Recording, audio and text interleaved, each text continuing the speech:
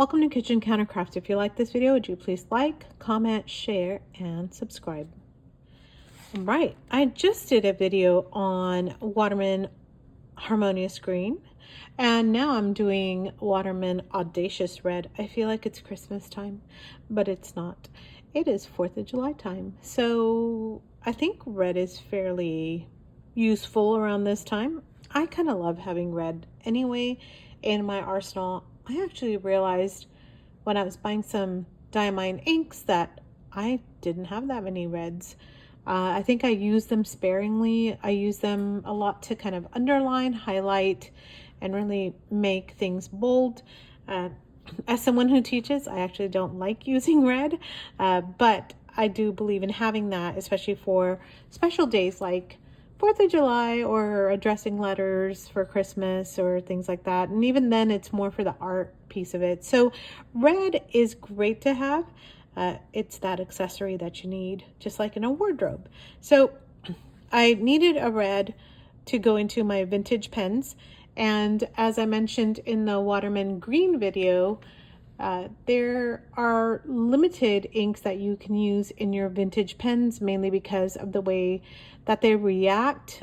You definitely cannot use any lubricated inks, which I'm sad about, like Iroshizuku or the Noodler's Eels, and other inks that have kind of an oily formula, if you will.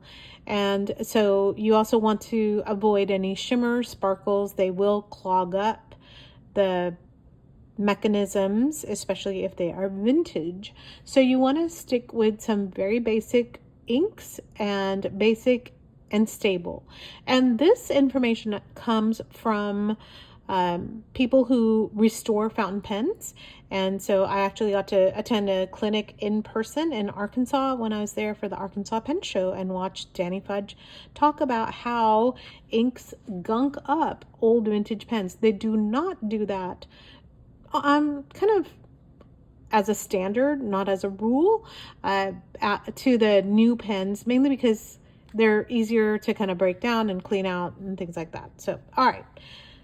I know you're not here for the vintage pen versus regular pen video. You are here for Waterman Audacious Red. I still have some sunlight available, so I am going to maximize that by getting started on this. What a lovely red right off the bat. You can just see how pretty that is. So hopefully, it's kind of casting shadows more. Let's see. I'll try not to have too many shadows here. 25. This is Waterman Audacious Red. All right, and the pen I'm using is a Kakimori, and the nib is more like a medium, so I will put medium down for it. The bleed, oh, by the way, in the Waterman video, I actually said there's no bleed. There is bleed right there. That is, ignored that red mark. There we go. Just got it all over the place. So I don't know. I'll be kind of interested to see how and if this bleeds through, but I'm gonna just, actually I'll just put this down, see if it goes through. Let's drop this in for shading and do a writing sample while the shadows are really bad. Hopefully you can see this.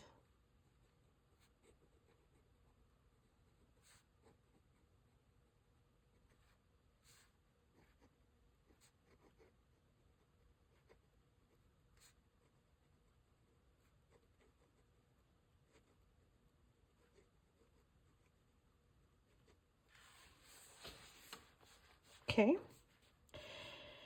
and then I will do a comparison and a dry time and a water test. Here's 0. I'm gonna go ahead and put this down. That should be about 5 seconds, yeah, okay. Let's go through a second swath here. Check and see if it gives us any kind of loveliness, and 10. Still kind of needs to dry there. Oh boy, oh boy. I may have to stop this video because the shadows are insane on here. So while I wait for all this, I'm going to adjust the lighting so that you are not blinded or annoyed by the shadows. Just write down Audacious red. All right. Bear with me. All right, I adjusted the lighting just a tad bit so that you are not overwhelmed by it, or hopefully the camera doesn't overwhelm. We just have a little spot right there. I think that's okay. I even forgot to say what I'm comparing it to. So I'm going to be comparing it to the lovely, beautiful Noodler's Red. Very nice ink. As well as the Diamine Carnival. So that is also just an excellent ink. I bought it and then I was like, meh. It's absolutely one of my favorite reds. And I actually write with it. It's dark enough and it picks up. It's just really nice. It's a very nice ink. So let's go ahead and swatch that first. Hopefully you can see it. Yeah. Okay. Look at how pretty that ink is. So pretty.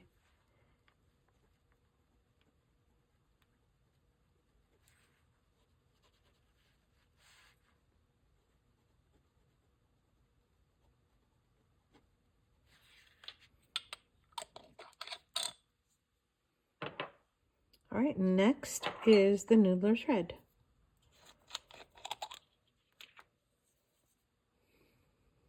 That's the thing. I've kind of figured out doing these reviews in the sunlight while you can have all the odd shadows and stuff. At least you're able to see kind of truer colors. Not so much, I don't want to say like they're absolutely true because you're watching this either on your phone or on a computer. You're watching it on a screen. You can't really see it like to the naked eye. So, you know, it's kind of the best I can do here. Noodler's Red. So pretty. All right. So there's the comparisons. Let's do a water test. I'm going to just drop some water on there. See what happens.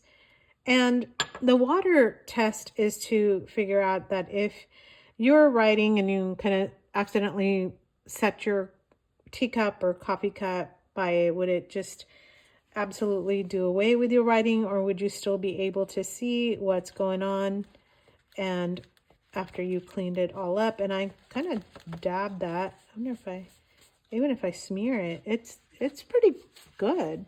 It's not waterproof, but it's kind of water fast. All right, so in the sunlight, there's the 3 right there. This is much lighter. Those are true reds, like blue-based reds, I would say. And this Audacious Red is looking not that audacious, to be quite honest. It is looking, more like a pinkish red. Oh, golly tamale. Look at all the shadows you've got on here. Oh, that's awful. I'm so sorry. There, I'll keep it down here. Why don't I keep it down here and move the camera? How about that? That makes so much more sense. All right, so there's the 3 colors. And I wanted to show you this. Oh, this is Tomoe River. It's an endless recorder notebook. So that's what it looks like on Tomoe. And I have to say, on the MD paper, it looks way better. Kind of darker in a way. Almost like a watermelon red. I think that's what I'm trying to go for. I do have a swatch somewhere of Diamine Strawberry, which was way too light for me, and that's kind of what it's reminding me of.